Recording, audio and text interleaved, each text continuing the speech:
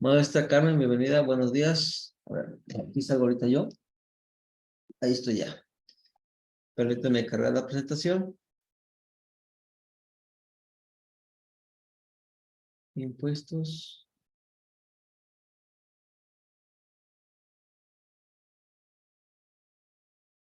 Vamos a ver videos para cerrar el tema.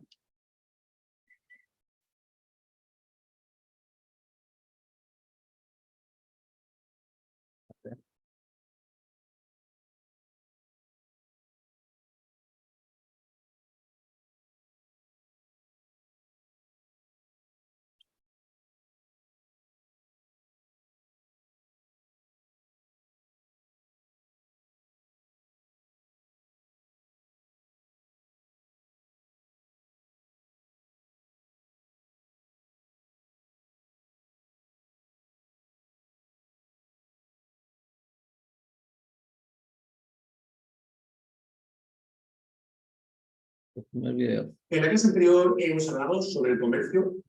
Pero terminamos de ver el otro. ¿Dónde? No terminamos de ver el otro. ¿Cuál? El de los likes. ¿No tenemos de ver? Ah, Usted dijo no, terminar de ver la siguiente clase. pues todo nos falta todavía de este entonces. La relación Y empezando, Por aquí. más o menos. Bueno, vamos a poner entonces este. Déjame compartirlo para que se quede grabado.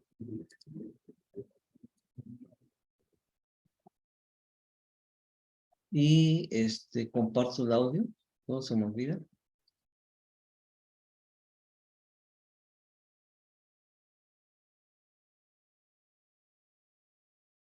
Ok, va. Porque las compras se pagan con moneda internacional, principalmente dólares o euros. Para conseguir estas monedas es necesaria la exportación de productos locales. En otras palabras, para poder comprar se precisa moneda extranjera y para tener moneda extranjera hay que vender en el exterior. Si el país no exporta determinadas cantidades o productos muy cotizados por su valor agregado, deberá compensar esa falta de divisas con inversores o solicitar préstamos internacionales. Entonces, ¿cuál es la importancia de producir en el país? Principalmente, la producción local genera riquezas y empleo, estimulando la economía, mientras que la importación implica salida de divisas al exterior. Claro que no es tan simple. No es lo mismo exportar un producto con valor agregado que materia prima. Por ejemplo, exportar un auto genera más ganancia y empleo que exportar solo el metal que se usa para fabricarlo. Ahora bien, según las leyes y modos que aplique un Estado sobre su comercio, Dije, comentábamos que era mejor exportar productos finales que materias primas. Y manejamos, por ejemplo, el petróleo. No debemos exportar petróleo que exportar gasolina, diésel, poliéster, plásticos, celulosa, porque ya son productos procesados finales y ya se trabajó aquí, se generó mano de obra, ¿sí? Y estamos separando el producto del petróleo con todo el valor añadido a todos los procesos industriales. Pero bueno, sigamos O sea, bien. ya lo vendemos aquí listo, ¿no? Sí, pero aquí no aquí yo no sé de empresas que haya producción, pues hay poquitas, ¿sí? Okay. Ves que habría que debatir punto de vista económico y político de la refinería de Bocas, ¿sí? Pero pues, si estamos comprando gasolina porque estamos teniendo automóviles todavía en México, pues necesita combustible. Y estamos importando, pues, aunque sea por 15 años, que se recupere la inversión cuando menos, pero que no importemos. exterior puede hablarse de dos grandes tendencias: el librecambismo y el proteccionismo. El librecambismo sostiene que el comercio entre distintos países no debería ser regulado por el Estado. Postula que las regulaciones generan, por ejemplo, el cierre de empresas. Según las teorías liberales, la actividad comercial es eficaz cuando funciona de acuerdo a las reglas del libre mercado. Por el contrario, el proteccionismo propone limitar el ingreso de productos importados por medio de regulaciones, con el objetivo de proteger la producción local y, por ende, el empleo. Claro que si todos los países Esto es importante. Vamos a hacer un análisis comparando México. Pero bueno, aumentan sus medidas proteccionistas, el comercio internacional disminuye. Para que esto no ocurra, a mediados del siglo XX, varios países acordaron una serie de reglas para evitar las escaladas proteccionistas. Actualmente, es la Organización Mundial del Comercio la que impide el incremento del proteccionismo entre sus países miembros.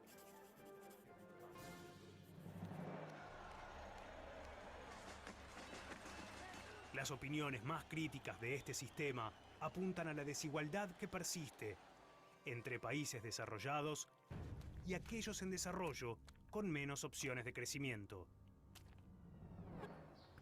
Por eso es importante que el Estado intervenga en la administración del comercio exterior, para que el país pueda tener mayores posibilidades de desarrollo.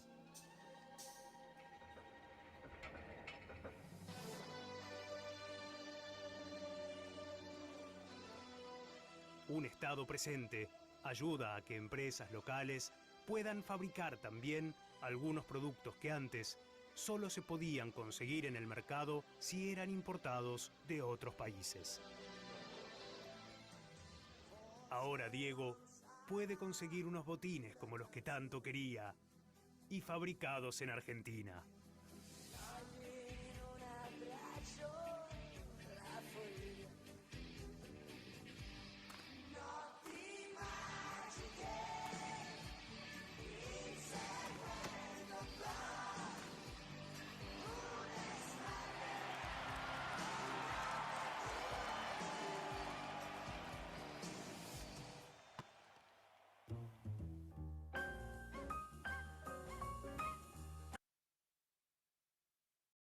del video, cuando dice proteccionismo, libre mercado, ¿en México hay proteccionismo? Sí, se supone que es cuando protegen un proyecto local. O sea, de que no va a ir. ¿Y lo hace? O ustedes no. ¿Por qué no? Digo, el gobierno puede hacerlo, pero no lo hace. ¿Por qué? Sí, no fue lo que explicó, que por ejemplo, si en Japón hacen tequila, no va a ser tequila, porque pues no es... No tiene denominación de origen. Ajá, denominación de origen que es México. Entonces ahí está como que resguardado, ¿sí, no? A eso. Bueno, sí, no. Hay productos que por su calidad y por condiciones únicas de producción alcanzan la categoría de denominación de origen en productos nacionales. Eso los protege de que se los pirateen en otro lado. Pero no todos los productos pueden tener denominación de origen. El tomate no tiene denominación de origen. No, ni la coca. Ni la coca. La coca, ¿de dónde es? Estados Unidos originalmente. Era de aquí, ¿no? No, nunca fue de aquí. Entonces, proteccionismo quiere decir proteger el producto nacional del producto extranjero. O sea, la agricultura nacional, la ganadería nacional, pero pues en México ya no hay agricultura. Yo les decía hace unas 2 clases que los subsidios al campo a través de los sectores comerciales están, ¿cómo se dice?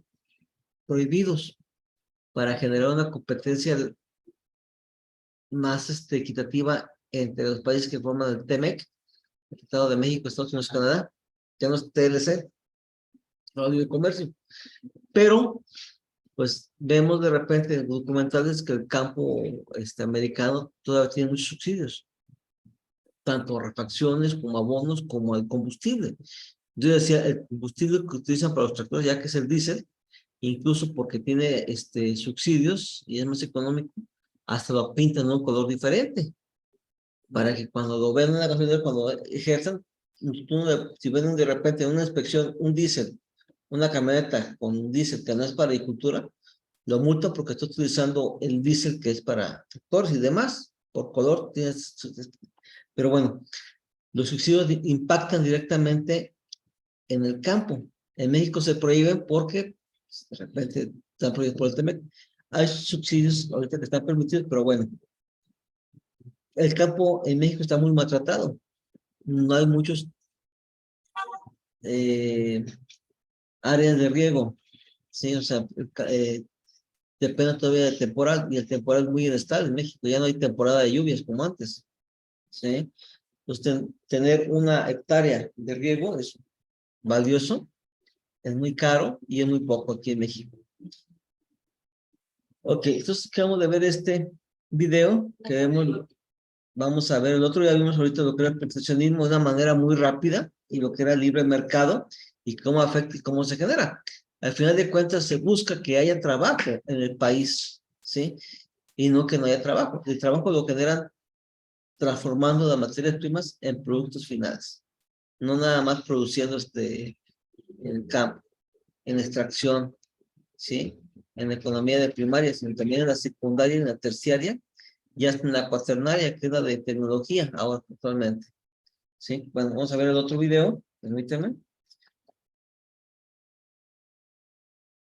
¿Nos vamos a echar todos esos? En este video vamos a introducir brevemente las teorías de la ventaja absoluta y la ventaja. Vamos a ver si que son, este es de comercio exterior, ventajas comparativas, y ejes de proteccionismo, cuáles son sus ventajas. ¿Qué es lo que estamos cerrando ahorita? Yo iba a ver este, pero no acabo de ver. Y este son clasificación arancelaria y fracción arancelaria, o sea, aranceles. Aranceles, no, aranceles. No, eso no. Pues vamos a verlo ahorita, y ya. Pero sí, Ventaja comparativa. Adam Smith habló de las ventajas absolutas. Dice que un país puede exportar. este es el padre de capitalismo. Y en impuestos, sus principios económicos de los impuestos aún están vigentes después de no sé cuántos años, 2 siglos. Sí, Su trascendencia eso lo vimos en microeconomía. en micro y en impuestos. De repente tocamos el tema de impuestos, pues, economía. Una economía sin impuestos pues no existiría. Aquel bien en el que posee ventaja absoluta. Sí, la riqueza de las naciones. Ajá. Es su obra cumbre. Tiene más, pero este es el más importante. También creo que hay un manga. Hay un manga, ¿no? Sí. Sí. Me acuerdo que yo cuando iba en la prepa, estaba en esta área, bueno, que abarcaba administración, conta y así. Y una vez me dejaron el profesor leer un manga y era sobre el capitalismo. A ver, consigue el autor. No me acuerdo cuál es, pero creo que sí la tengo guardada todavía. Bueno, a ver. La ventaja absoluta está determinada entonces en los siguientes términos. El número de horas hombre empleadas para producir un determinado bien es inferior a la cantidad de horas hombre que se requieren para producir ese mismo bien en otros países. Entonces, pongamos un ejemplo. Supongamos que hay dos países, Costa Rica y Brasil, que producen dos bienes, zapatos y bananos. En términos de la teoría de Adam Smith, entonces, la cantidad de trabajo que se requiera en cada país es lo que determina su costo. Smith se basó en una teoría llamada la teoría del valor trabajo. Entonces, aquí podemos ver la cantidad de horas hombre que son necesarias para producir cada unidad de producto en cada país. Diríamos, por ejemplo, que se requieren 10 horas hombre para producir un zapato en Costa Rica. Y se requieren 25 horas hombre para producir un zapato del mismo tipo en Brasil. Por su parte, diríamos que se requieren 20 horas hombre para producir una determinada cantidad de banano en Costa Rica y se requieren 12 horas hombre para producir esa misma cantidad de banano en Brasil. Visto entonces de esta manera, de acuerdo con los planteamientos de Adam Smith, cuando observamos los datos de la cantidad de horas de trabajo que se requieren para producir zapatos en Costa Rica y en Brasil, nos encontramos con que Costa Rica tiene ventaja absoluta en la producción de zapatos. se requieren menos horas hombre para producir un zapato en Costa Rica que en Brasil. Por su parte, si observamos los datos de los costos relacionados con la producción de banano, nos encontramos con que se requieren menos horas hombre para producir una determinada cantidad de banano en Brasil que en Costa Rica. Por lo tanto, Brasil tiene la ventaja absoluta en la producción de banano. En consecuencia, Costa Rica exporta zapatos a Brasil y Brasil exporta banano hacia Costa Rica. Ahora, ¿qué pasaría en este otro caso? Tenemos que se requieren 80 horas hombre para producir un zapato en Costa Rica, 120 en Brasil, 90 horas hombre para producir esta cantidad de banano en Costa Rica y 100 horas hombre en Brasil. De acuerdo con esto, Costa Rica tendría la ventaja absoluta en la producción de zapatos y Costa Rica tendría también la ventaja absoluta en la producción de banano. En consecuencia, Costa Rica exportaría los dos bienes, lo cual no tendría sentido porque Brasil solamente importa, no exportaría nada, no daría nada a cambio, no habría realmente intercambio. En este caso falla este planteamiento de las ventajas absolutas.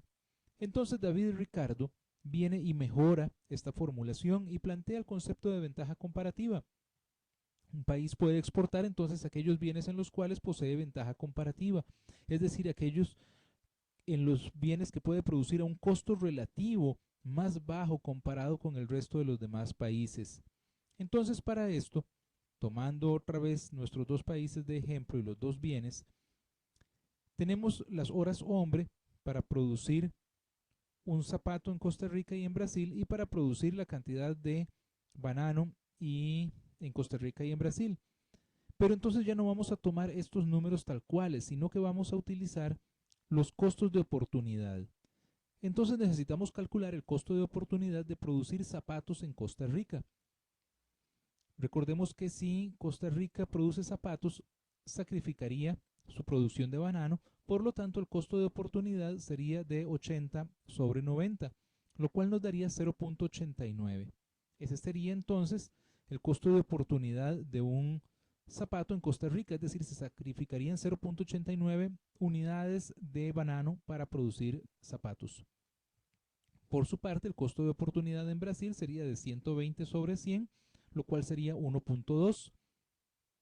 Si calculamos el costo de oportunidad de la producción de banano, sería de 90 sobre 80 para Costa Rica, que nos da 1.13, y para Brasil de 100 sobre 120, que nos da 0.8. Con base en estos datos, podemos observar entonces que el costo de oportunidad de la producción de zapatos es más bajo en Costa Rica que en Brasil. Costa Rica tiene entonces ventaja comparativa en la producción de zapatos. Y si comparamos los costos de la producción de banano, encontramos entonces que Brasil tiene ventaja comparativa en la producción de banano, porque su costo de oportunidad es inferior al de Costa Rica. En consecuencia, entonces, Costa Rica exporta zapatos y Brasil exporta banano. En este ejemplo, originalmente teníamos que Costa Rica tenía ventaja absoluta en la producción de los dos bienes, pero en términos de ventaja comparativa no. Así entonces, un país nunca va a tener ventaja comparativa en la producción de todos los bienes. Siempre va a tener ventaja comparativa en la producción de un bien, pero no en la del otro, excepto que los costos de oportunidad sean exactamente los mismos, en cuyo caso no vale la pena el intercambio. Pero siempre que hayan diferencias de costos, entonces el comercio va a ser beneficioso para ambas partes.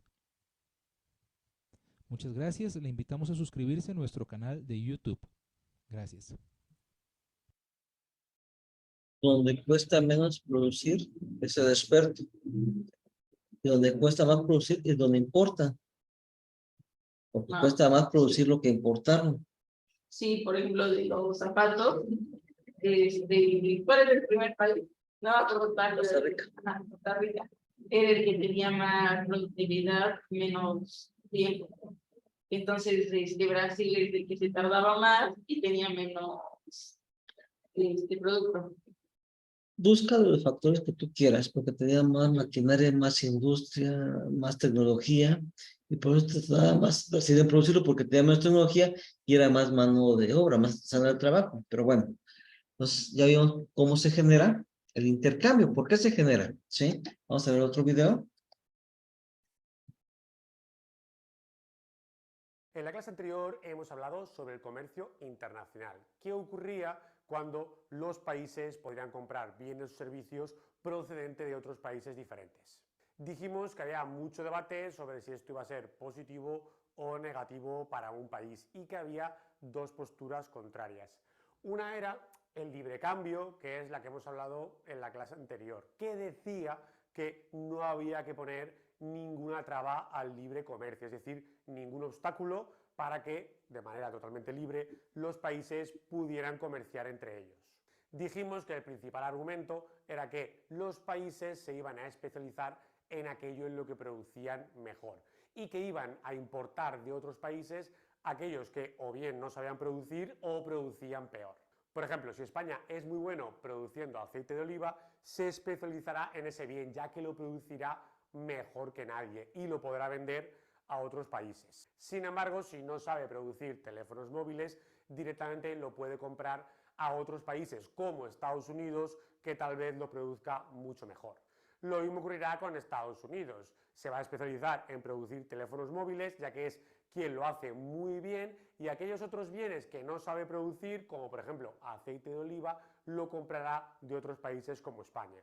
Lo que defiende el libre cambio es que así al final podremos tener mucha mayor cantidad, es decir, podremos tener mucho más aceite, teléfonos móviles y otros productos para todo el mundo, la producción mundial será mayor y todo el mundo podrá disfrutar de una mayor calidad de vida. Sin embargo, la postura contraria es el proteccionismo. El proteccionismo sí que defiende que hay que poner obstáculos al libre comercio y que tal vez no hay que dejar que algunas empresas de otros países puedan vender en nuestro país. Bueno, ¿y por qué puede ocurrir esto? Porque parece que el libre cambio tiene argumentos muy sólidos. Oye, es que si dejamos libertad, la producción es mucho mayor y al final tenemos una mayor calidad de vida. Bueno, vamos a ver qué es lo que defiende el proteccionismo, que da una serie de argumentos. El primer argumento que defiende el proteccionismo, es decir, impedir que...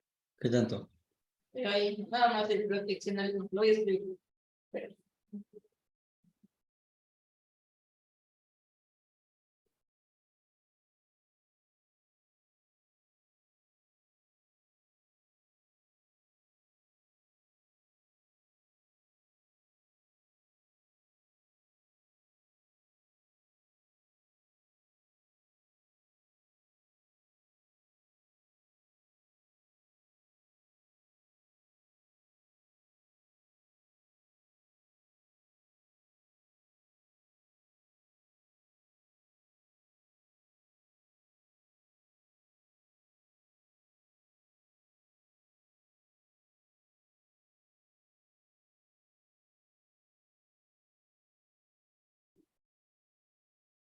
Ya, bueno, gracias. Va.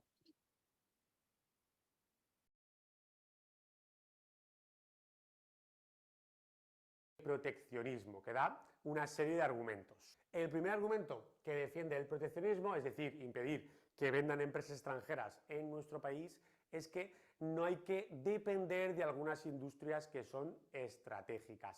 Es decir, algunas industrias como la agricultura, la defensa o la sanidad, no sería bueno que dependiéramos de otros países. Claro, imagínate que en nuestro país no produjéramos alimentos y que dependemos de comprárselos a otros países. Si entramos en un conflicto con ellos y dejan de vendernos, nos encontramos con que directamente no tenemos la capacidad de producir alimentos a corto plazo. Algo parecido ha pasado con el COVID-19 con las mascarillas.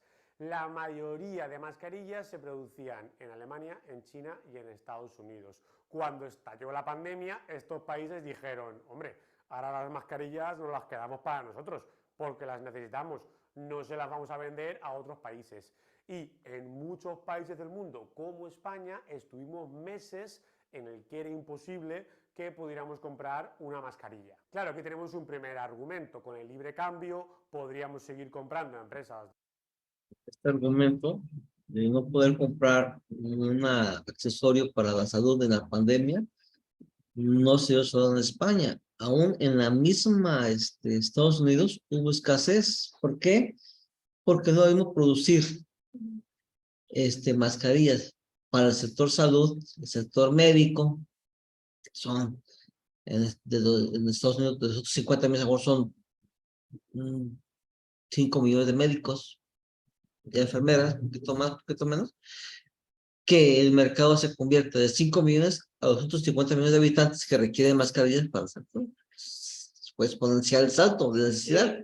Entonces, la producción, aunque no se exportó y se retuvo, no fue suficiente. ¿Sí?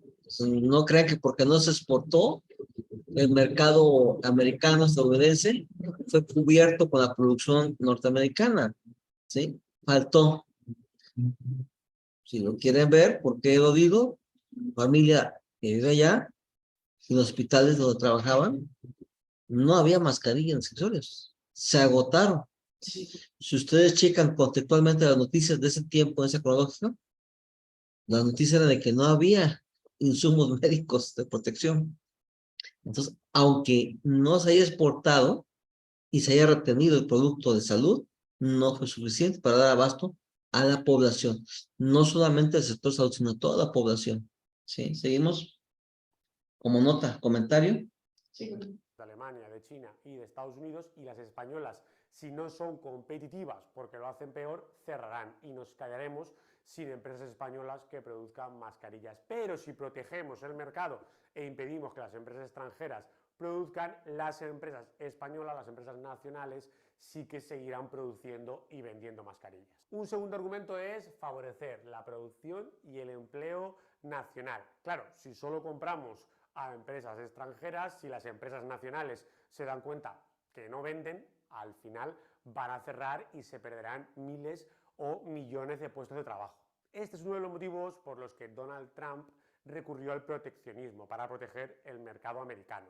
Trump vio que en Estados Unidos se estaban comprando muchos productos procedentes de China y eso al final perjudicaba a las empresas americanas. Claro, si directamente estamos comprando a empresas chinas, pues las empresas chinas se hacen más grandes y quienes contratan a más trabajadores son ellos, mientras que en Estados Unidos pues las empresas ganan menos dinero y se despiden incluso algunos trabajadores. Por lo tanto, con este argumento, los que defienden el proteccionismo lo que dicen es, oye, si impedimos que entren los productos de otros países, toda la producción se hará en nuestro país. Eso beneficiará a nuestras empresas nacionales y, por lo tanto, contratarán a más trabajadores de nuestro país.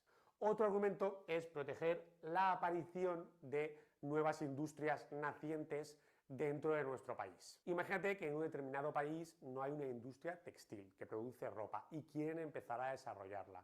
Pues para empezar, las empresas se van a dar cuenta que tienen que competir con Zara, con Gap y con H&M. Estas son grandes empresas que llevan ya muchísimos años produciendo y que son capaces de producir muy barato. Por lo tanto, va a ser Algo para discutir.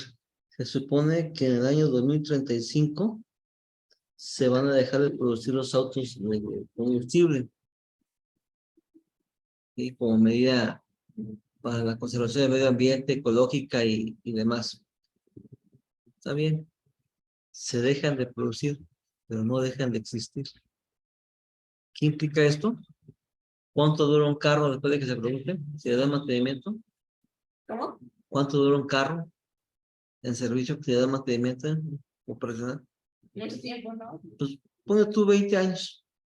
O sea que 2035, la fecha que está pactada por ahí, que se produzca el último carro de combustible, ¿cuánto más va a durar en circulación? Pues 20 años más. O sea, ¿cuándo vamos a dejar de ocupar gasolina? Pues en 2055.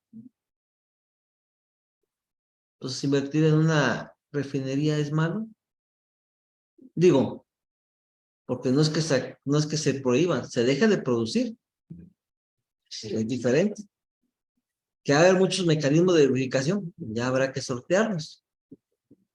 Pero de que se produzca el último carro a que no exista un carro de combustible, hay una gran diferencia. Seguimos viendo.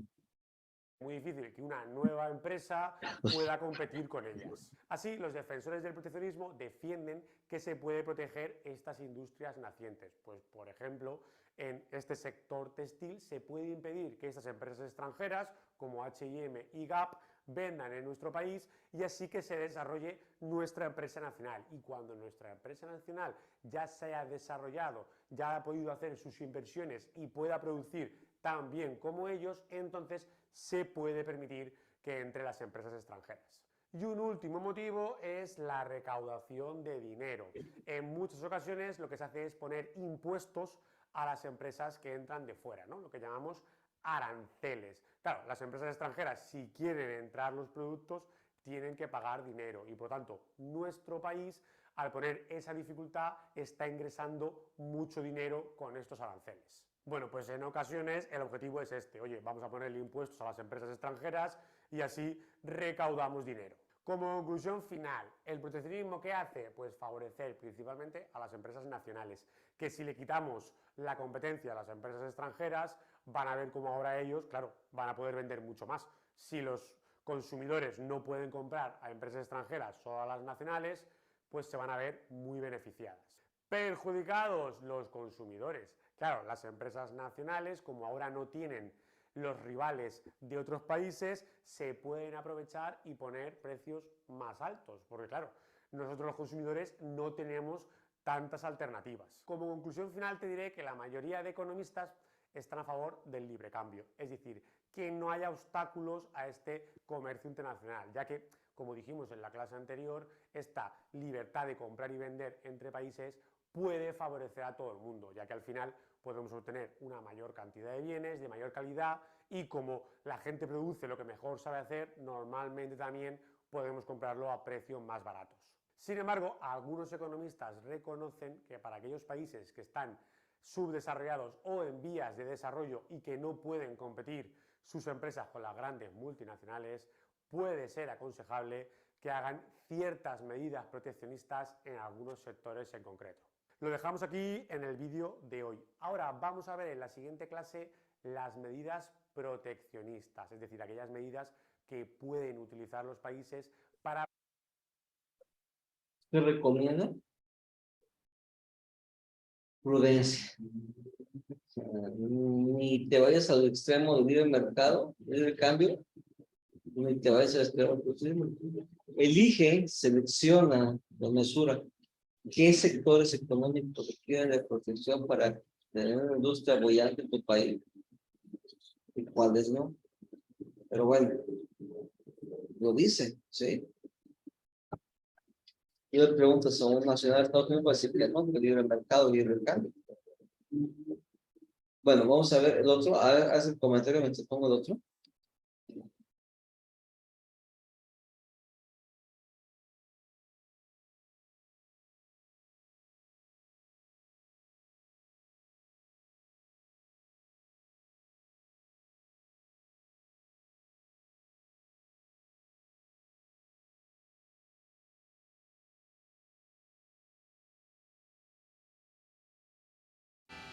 Con chocolate, helado.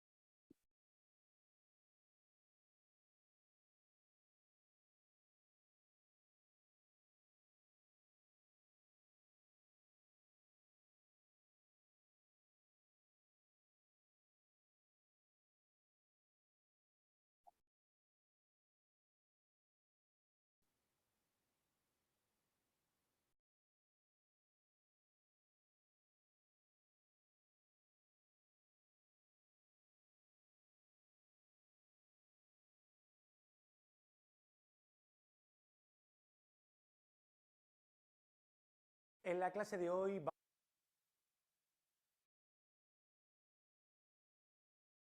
Seguimos. vamos a hablar de la política comercial, es decir, de las medidas proteccionistas. Bueno, vamos a empezar viendo la definición de qué es esto. Bueno, la política comercial son básicamente todas esas medidas que puede utilizar un país con el objetivo de proteger sus mercados. Es decir, lo que se busca con estas medidas proteccionistas es impedir o dificultar que entren productos. Vamos a ver si explica lo que son barreras arancelarias y barreras no arancelarias. Vamos a poner atención, que es importante eso, porque son las medidas en las que un país puede proteger del comercio internacional su comercio local. Productos extranjeros, para que así las empresas nacionales tengan menos competencia. Bueno, pues vamos a destacar principalmente 4 de estas medidas proteccionistas. Y la primera, y tal vez la más conocida, son los aranceles. Los aranceles son impuestos que se ponen... ¿Vas a usar? Sí, es que no.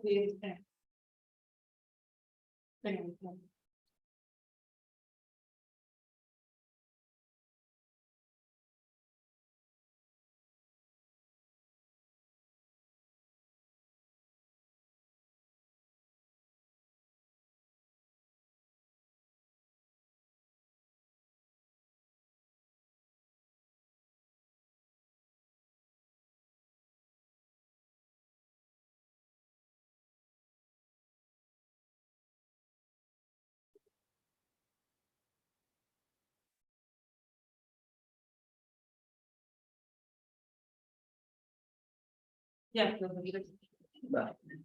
Vamos a destacar principalmente 4 de estas medidas proteccionistas. Y la primera, y tal vez la más conocida, son los aranceles. Los aranceles son impuestos que se ponen, pues, principalmente en las aduanas cuando entran los productos extranjeros, con el objetivo de hacerlos más caros, ya que si son más caros tendrán más dificultades para competir con los productos de las empresas nacionales.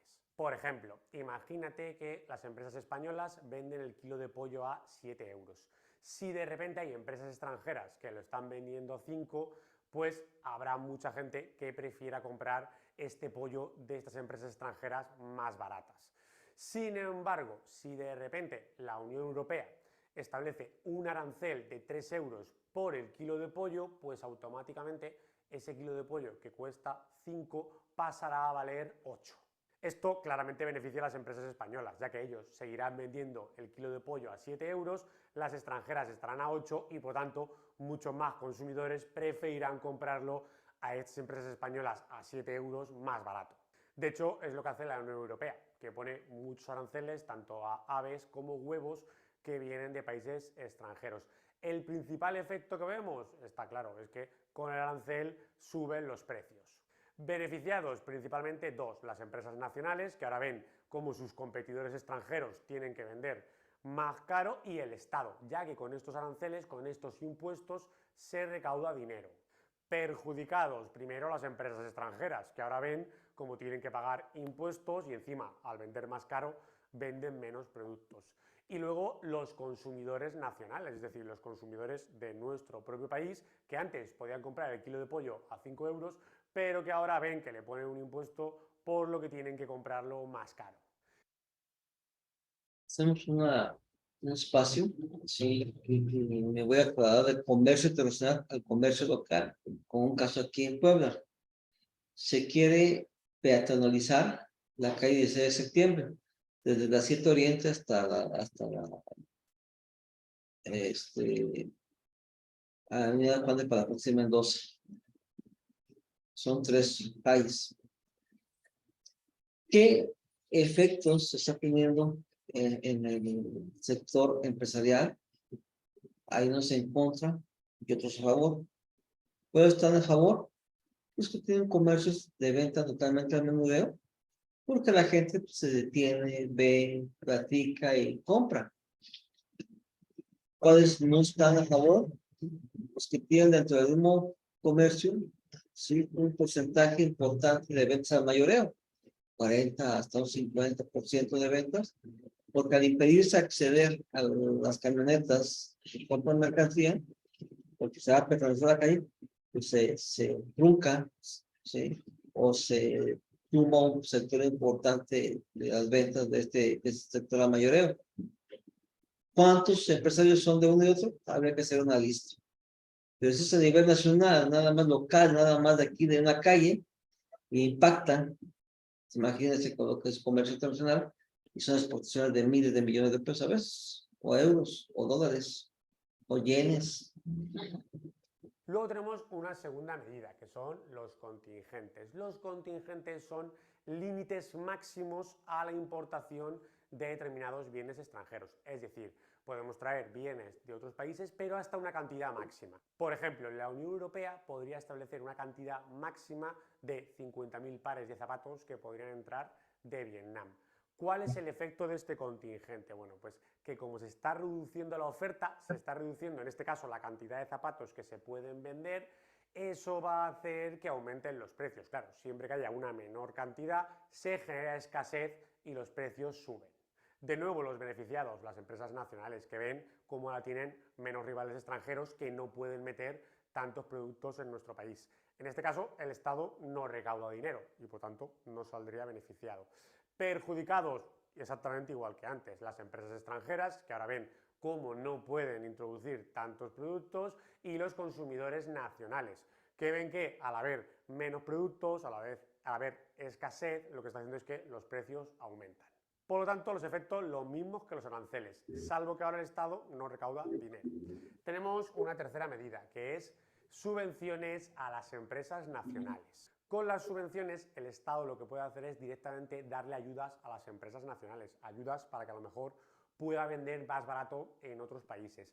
A esto se le ha acusado en los últimos tiempos a China de dar ayudas a los teléfonos móviles Huawei para que así le hagan competencia a otras empresas como Apple o Samsung. Beneficiados, las primeras las empresas nacionales, que al darle ayudas pueden vender más barato y por lo tanto vender una mayor cantidad. Y también algunos de los consumidores que se puedan beneficiar de estos productos, que al final los están comprando más baratos.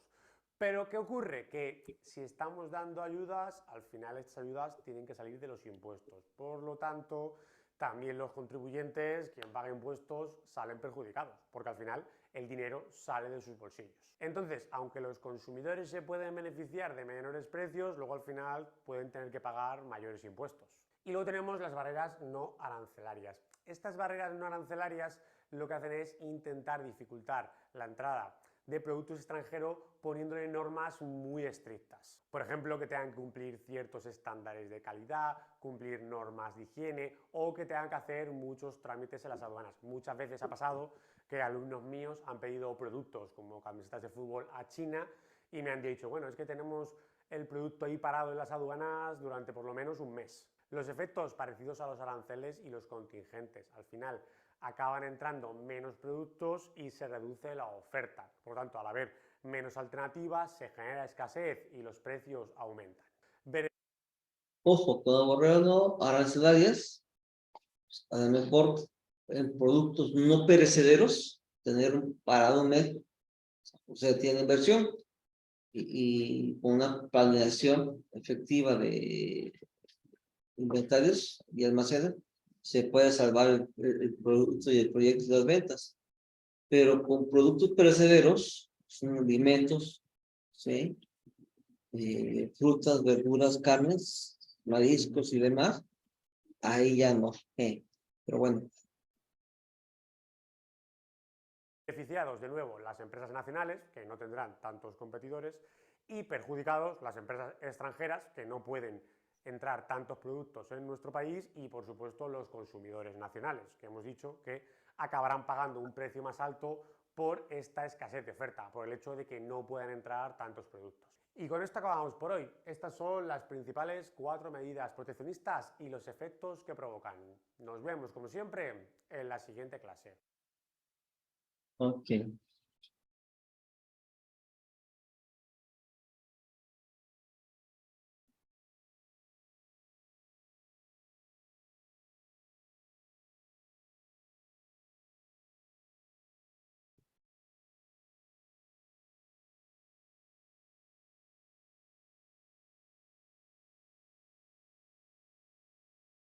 Preguntado mucho acerca de regla octava.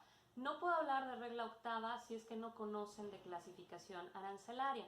Y también recientemente recibí una pregunta en que me decían si era lo mismo la clasificación arancelaria que la fracción arancelaria. Así que vamos a empezar a dar respuesta a estas inquietudes, pero vamos haciéndolo paso a paso y hoy vamos a hablar de esta pregunta de si es lo mismo la clasificación que la fracción.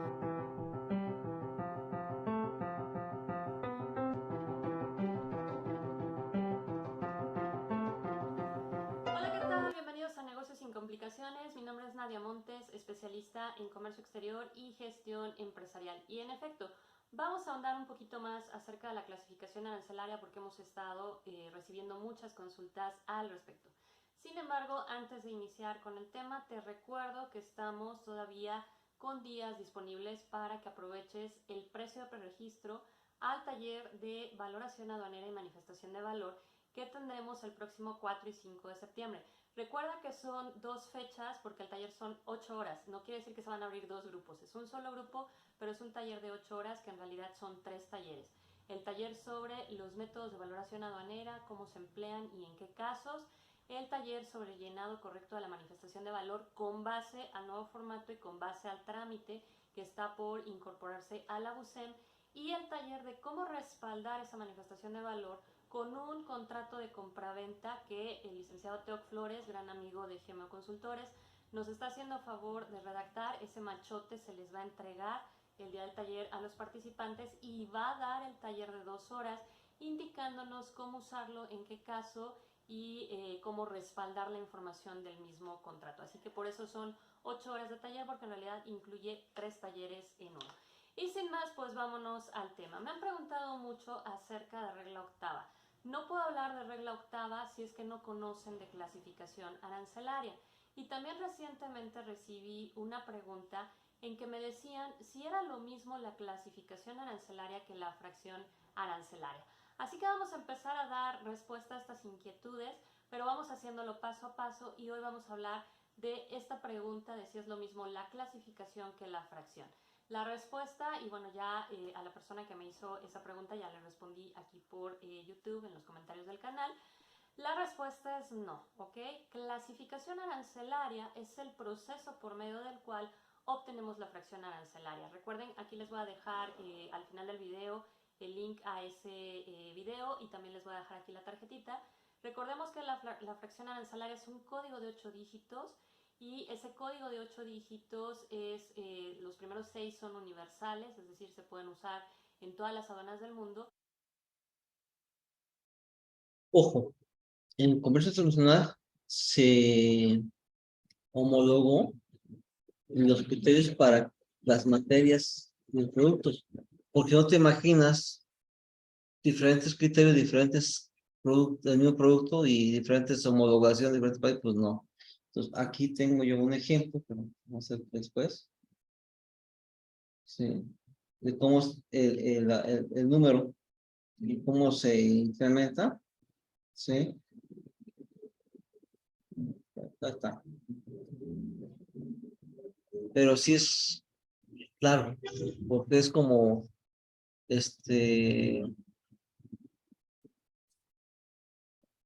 cas- querer, querer generar un código por cada artículo que existe en el comercio del país y homologarlo a nivel nacional. Entonces se complica un poquito. Le voy a mandar por una lectura para que vean cómo se puede complicar.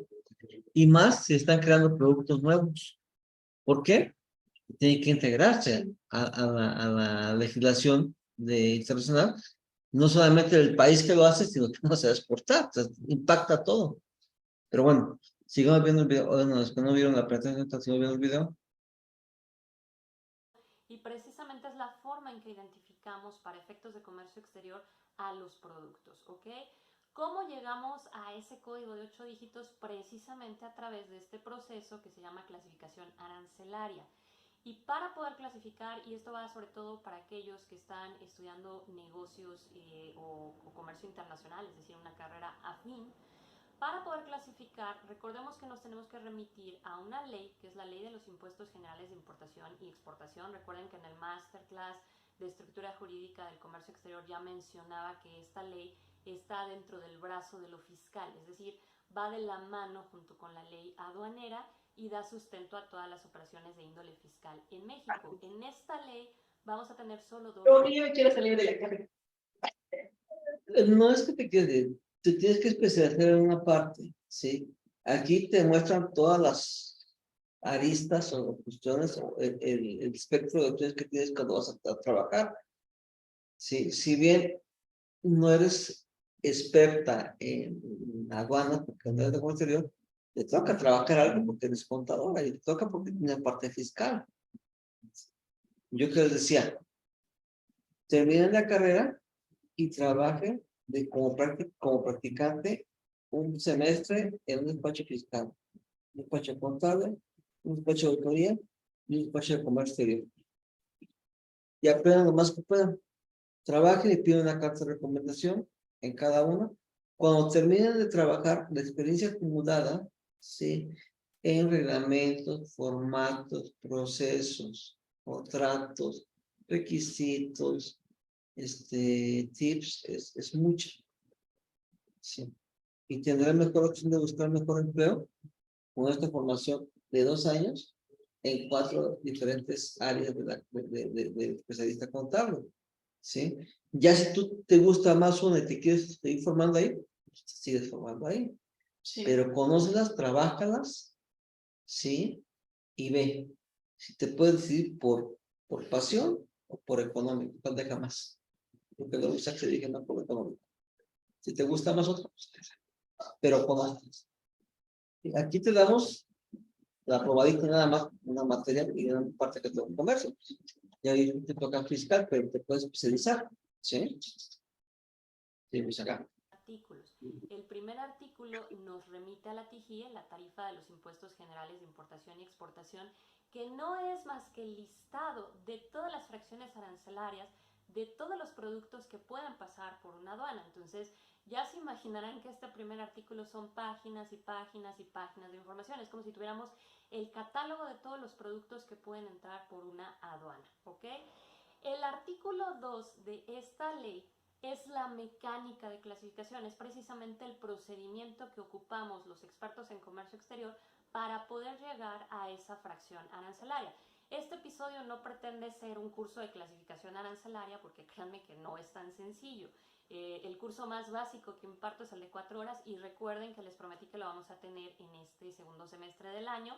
Ahorita estamos con el de valoración aduanera, posteriormente viene un regalo para todos aquellos que me estuvieron esperando pacientemente con el tema del ABC de las exportaciones. Viene un regalo porque vamos a hacer algo mucho más allá del simple webinar del ABC de las importaciones y posteriormente, como lo había prometido, vamos a dar el taller de clasificación arancelaria ya basándonos en nuestra nueva LIGIE, ¿ok? En ese orden.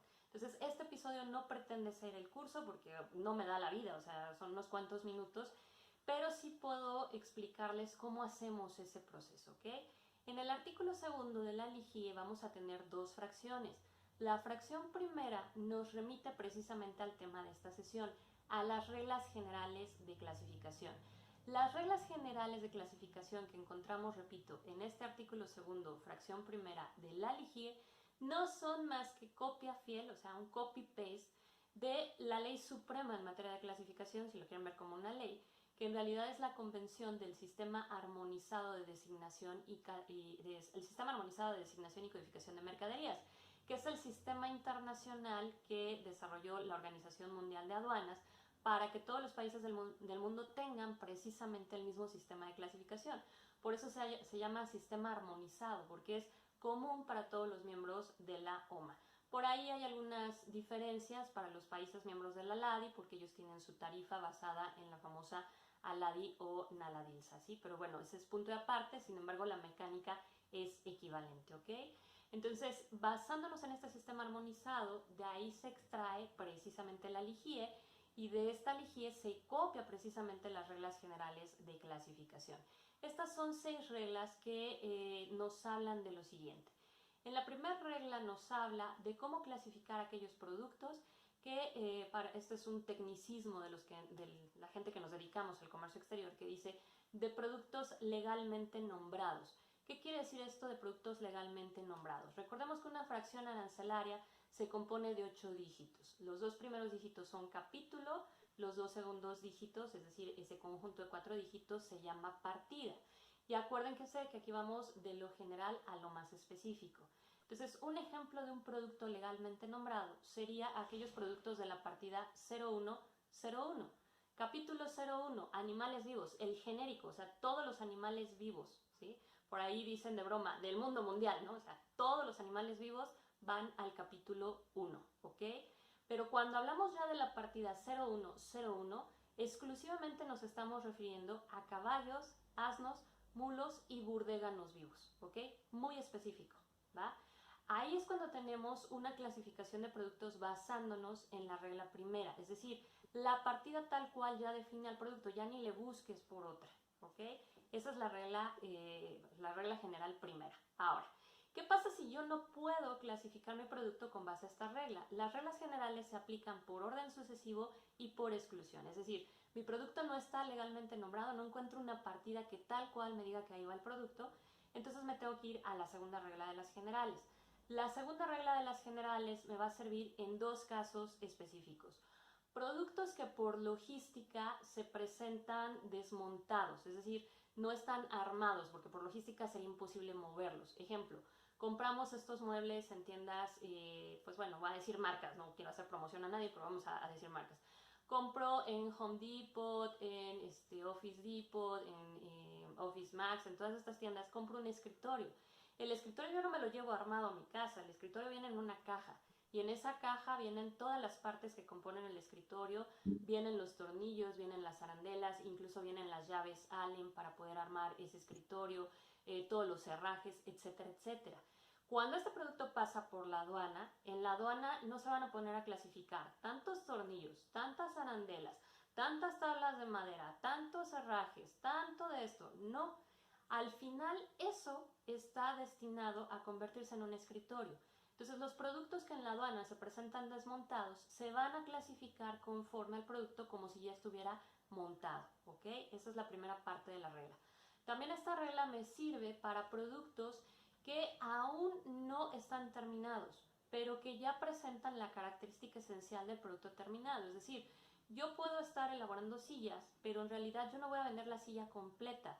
Vendo la semi-manufactura de esa silla. Entonces estoy vendiendo el respaldo con el asiento, pero no trae las patitas, o en su caso los descansabrazos, ¿ok? Sin embargo, no sirve más que para una silla. Es decir, ese respaldo y ese asiento ya están unidos o adosados de forma tal, aunque vengan desmontados por esta situación que comentábamos de logística, que no se le puede dar otro uso distinto más que el de una silla. Entonces, en ese caso, nos remitimos a la partida que habla de sillas y ahí es donde clasificamos a este producto que aún no está terminado, ¿ok? Esa es la regla segunda. No has encontrado aún tu producto, entonces vete a la regla tercera.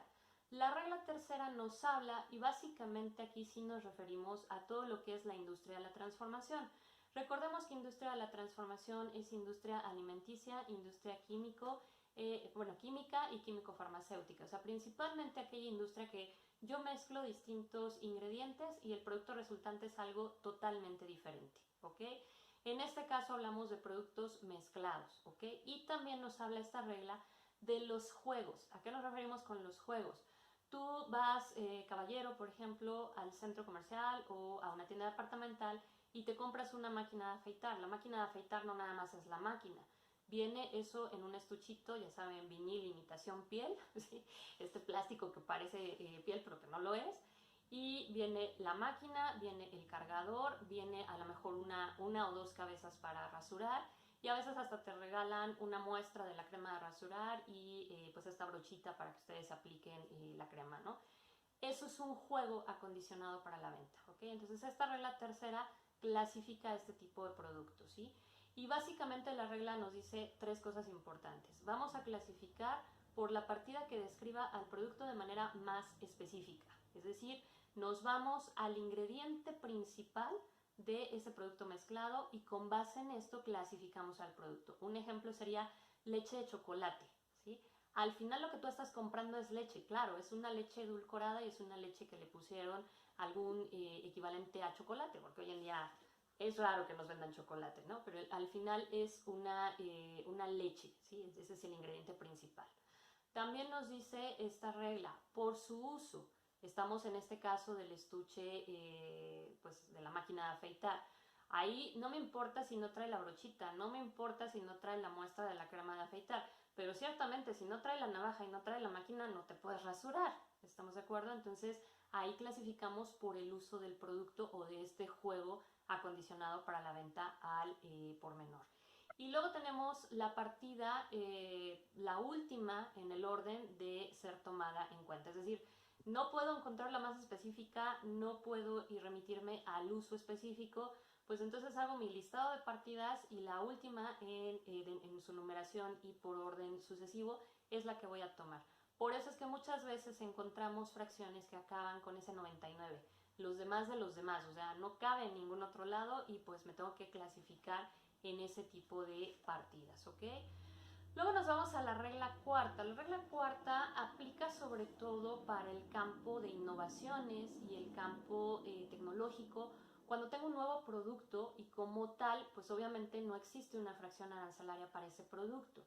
Y el nombre de, y esta regla lo que nos dice es que vamos a clasificar por analogía, es decir, yo busco algo que sea similar, análogo al producto que estoy importando o que estoy tratando de exportar, porque es una innovación tecnológica y todavía no tengo como tal ese soporte o esa clasificación exacta, ¿sí? Recientemente les comentaba que en esta modificación de la LIGIE precisamente se incluyen, entre otras cosas, ya fracciones específicas para las luminarias LED. Antes de eso se clasificaban como cualquier bombilla, o sea, como cualquier foco. No había algo específico de luminarias LED. La anterior versión de la LIGIE, que fue en 2007, cuando se reforma el sistema armonizado anterior a ese año, pero aquí en México fue la LIGIE del 2007, por primera vez tuvimos una clasificación más correcta para las memorias USB.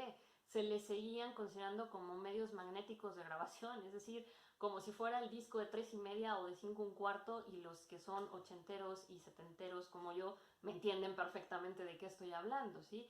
Estos disquetes que no te servían para nada, que tenían bien poquita memoria, pues bueno, de igual manera contemplábamos a las USBs por aplicación de esta regla cuarta como algo análogo a los discos. ¿Por qué? Porque no tenía una partida específica para clasificar a las memorias USB.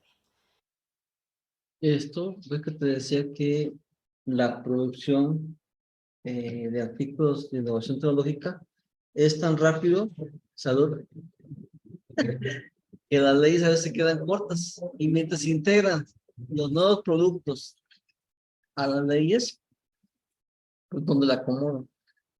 Sí, porque el problema es para uno, porque luego llega a aduana y dice, está mal clasificado. Y si le preguntas dónde va, dice, eso no es mi chamba. Pero no te contesta porque no sabe. ¿Por qué tampoco sabe? ¿Eh? ¿Por qué tampoco sabe? Porque tampoco sabe. Entonces, ¿cómo sabe que está mal? Porque no, en la ley no específicamente nombra ese artículo. Pero ahí donde se acerca, se aproxima más a la clasificación que estamos haciendo, porque no hay un artículo o una fracción específica. Lo que más acerca es lo que aproximarlo. Pero el problema es que luego no lo quieren aceptar en aduanas. La regla quinta, y ojo porque esto aplica para todos los importadores, para todos los exportadores, nos habla del mundo del envase y embalaje, ¿ok? Esta regla quinta es exclusiva para envase y embalaje. Y lo que me está diciendo es que si tú estás importando, es decir, o vas a importar o vas a exportar un producto, pero al momento de que ese producto llega a la aduana, ese producto trae un estuche. Si el estuche es del usado normalmente con ese producto y no tiene características especiales, entonces lo que voy a clasificar es el producto. Ejemplo, estoy importando una cámara fotográfica, esa cámara fotográfica viene en su estuche, pero es un estuche normal, o sea, de esta tela plastificada o nuevamente de vinil, pero exclusivamente para ese modelo de cámara y no trae nada agregado. Entonces, ahí lo que clasifico es la cámara. No obstante, y acuérdense, yo les he dicho que aquí en Comercio Exterior, lo siento por los que son de estas carreras y siguen este canal, lo sé, no es no tengo las ganas de ofenderlos ni de burlarme de sus carreras, sino que simple y sencillamente es donde más tenemos problemas los que nos dedicamos al comercio exterior. Yo les he dicho que nosotros tenemos 3 grandes enemigos, ¿ok? Y quienes han ido a mis talleres o quienes son mis alumnos ya lo saben, ¿sí? El enemigo público es el contador. A todos los contadores que siguen este canal, no los quiero ofender, pero es que la verdad tenemos mucho choque entre nosotros. ¿Por qué? Porque a nosotros como comercio exterior solamente nos dan 1 o 2 clases de impuestos y a ustedes solamente en toda la carrera 1 o 2 clases de comercio exterior. Entonces no estamos hablando el mismo idioma y siempre estamos chocando, ¿ok? El segundo enemigo público, saludos a todos los ingenieros que ven este canal, pero en efecto sí, son ustedes los ingenieros, porque ustedes hablan de características técnicas y muchas veces descuidan la parte normativa, que es la que a nosotros nos corresponde para que el producto se pueda importar o exportar. Entonces, Ya llevan 2 carreras Sí. para exportar algo. Contadores de ingenieros, falta una tercera. Pronto no me cumplen con una NOM, de pronto creen que porque el 90% del insumo lo compraron aquí en México, el producto ya es originario y les es fácil expedir un certificado de origen. Entonces tenemos... ¿Qué dijo? El certificado de origen hecho en México. En los carros hay un departamento en las armadoras que se dedica especialmente a cuantificar el valor y número de piezas hechas aquí en México para poder exportarlo como un producto mexicano. Si se rebasa de X número de piezas o valor de productos importados para la producción de producto nacional, lo ponen como producto importado y no como producto hecho en México. Y cambia la regulación arancelaria para este producto.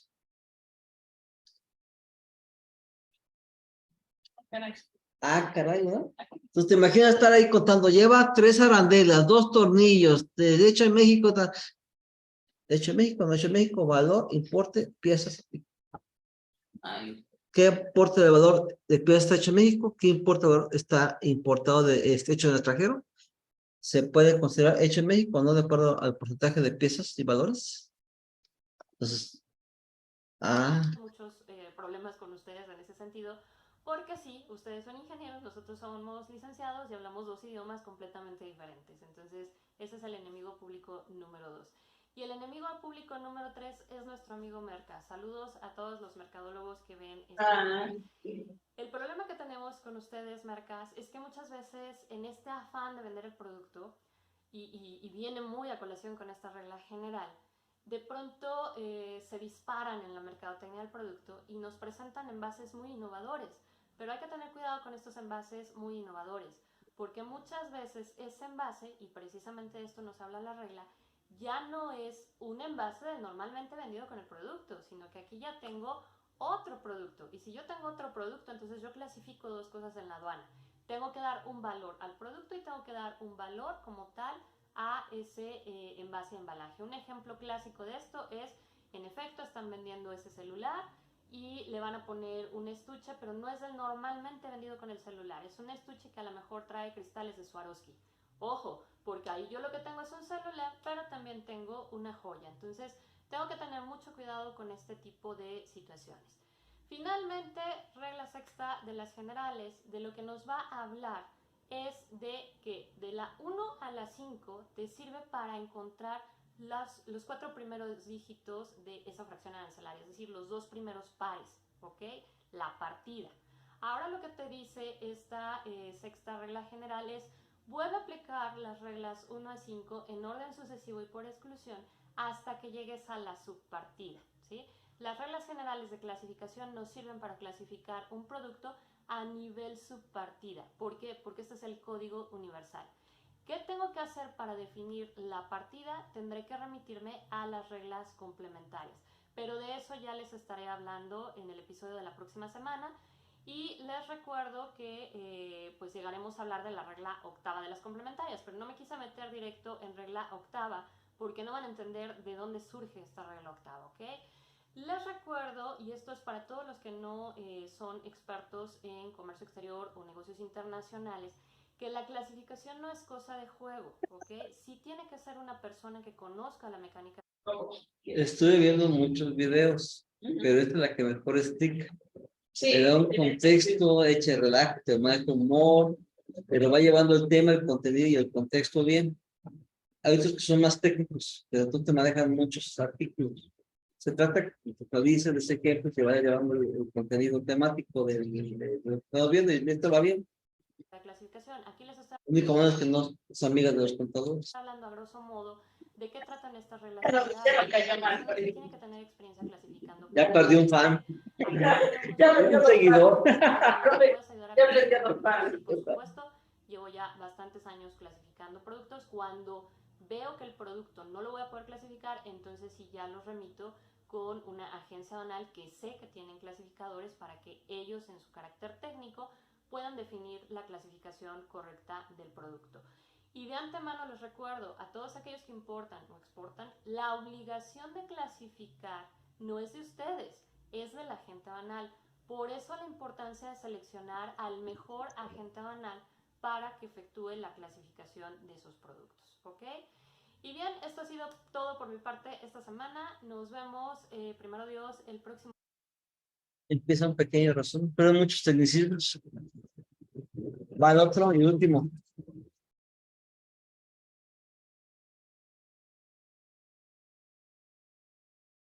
Tal como lo habíamos comentado, entra en vigor ya la nueva IGIE 2020, esto es, pasamos de las fracciones arancelarias. Es la misma, ¿no?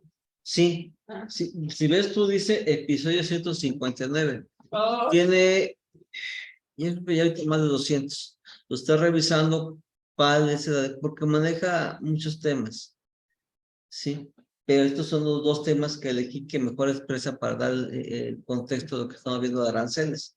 Sí, porque clasificar es fácil. Si ves allá que tiene atrás una esfera de Chignahuapan, mira. Ah, sí, ¿verdad?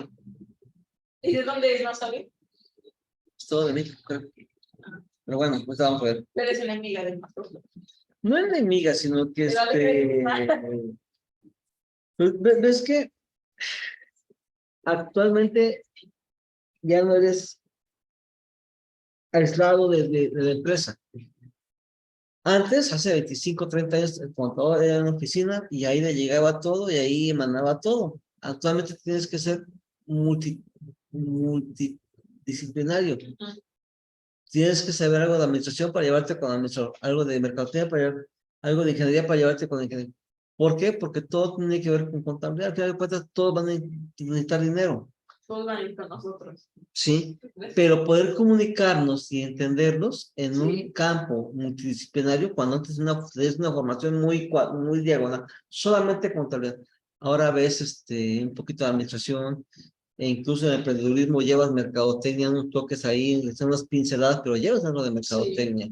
Sí. No al nivel de tu mercado, porque no se intenta que se intenta que lo comprendas, lo que sepas aplicar en un proyecto. Si llevas ingeniería, porque te ayudan a desarrollar procesos productivos en costos y demás. Pero bueno, llevas una pincelada de muchas cosas para poder entender mejor a los otros y poder hacer mejor tu trabajo. ¿Sí? No quiere decir que tengas que ser un ingeniero para hacer un producto, no. Contrata una ingeniería, pero tú llevas la idea, ves que se van dando ahí. Entonces, ahí no le caemos bien, ¿quieres que te diga? De 8 dígitos a fracciones arancelarias de 10 dígitos. Por lo tanto, el 28 de diciembre próximo hay cambios en materia de comercio exterior. Quédate en este video y acompáñame para que entiendas qué es lo que tendrías que hacer para evitar contratiempos en tus importaciones y exportaciones de aquí al 27 de diciembre. Así que por favor, acompáñame.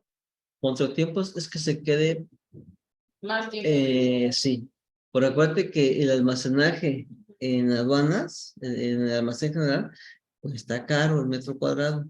Metro cuadrado. Te cobran por metro cuadrado. ¿Cuánto? No recuerdo, pero está en dólares incluso. Entonces, tener un metro cuadrado con un producto, o tener 10 metros o 30, 40 metros cuadrados activados ahí de mercancía, encarece porque te cobran caro el almacenaje. Entonces, entre más rápido pueda llegar y pagar correctamente al hacer para que darle una importación legal y no esté tiempo parado ahí, es mejor. Pero si tienes problemas porque está mal clasificado, mal codificado, falta un documento, son muchas broncas.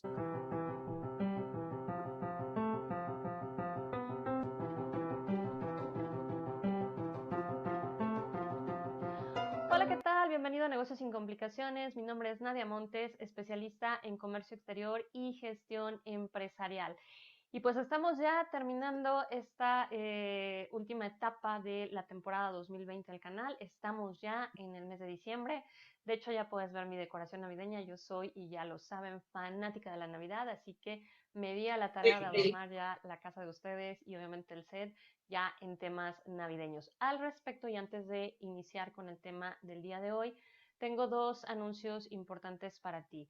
El primero de ellos es que en efecto ya estamos con este episodio 2 más a punto de terminar la temporada 2020 de Negocios sin Complicaciones. Para los nuevos suscriptores, nuestra temporada es de la segunda semana de enero a la penúltima semana de diciembre. Así que no te angusties, la última semana de diciembre y la primera semana de enero no nos tienes contigo porque estamos fuera de temporada, es el periodo de vacaciones.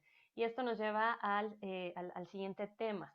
Efectivamente, en GMO Consultores laboramos hasta el 18 de diciembre de este año, así que si tienes cualquier duda en materia de comercio exterior, procura hacerlo en estas 3 semanas de diciembre, porque posterior a el 18 de diciembre nos vamos de vacaciones y regresamos hasta la segunda semana de enero. Así que en ese periodo no hay nadie de guardia, nadie te va a poder estar atendiendo en tus solicitudes, porque tanto Pau como Laurita como yo, la verdad es que estamos muy cansadas, hemos trabajado sin parar literalmente en todo el 2020 y necesitamos un tiempo fuera. Así que por eso te quiero avisar. Y también hay otro aviso. Regresamos en enero, todavía no tengo la fecha, pero yo creo que la próxima semana ya está lista la página. Y lo prometido es deuda. En el último webinar nos solicitaron el curso del acuerdo NOM y las normas de información comercial. Entonces vamos a tener ese taller en el mes de enero, probablemente sea en los últimos días del mes, pero vamos a dejar abierto aquí el enlace en el sitio web de GMO Consultores para que te puedas ir inscribiendo y puedas ir reservando tu lugar. Y recuerda que no es mentira, cuando decimos cupo limitado es que tenemos cupo limitado. Así que sí te invito a que vayas reservando tu lugar porque ya nos pasó con el módulo 1 del ABC de las Exportaciones Plus que se llenó rapidísimamente. Entonces, no te quedes fuera si estás interesado en este tema de información comercial y el acuerdo NOM para ya de una vez por todas entender a tu agente aduanal qué es lo que está pasando y qué es lo que realmente tienes que hacer. Vamos a tener ya la convocatoria para que en enero puedas participar en este webinar. Y ahora sí, sin más, vámonos a el tema de esta semana. En efecto, ya lo habíamos comentado, en julio del 2020 de este año se reforma la LIGIE, tenemos la nueva LIGIE, que es la LIGIE 2020, que contempla ya los cambios de la sexta enmienda del sistema armonizado. Ya habíamos comentado que había un periodo de 180. Esto es lo que debemos de ver la próxima clase. Sí, eso me ha divertido. Sí. ¿Y dudas? No, profe. Entonces, nada más termina el comentario y mandas esta imagen por WhatsApp para participación. Sí, profe, vemos. Y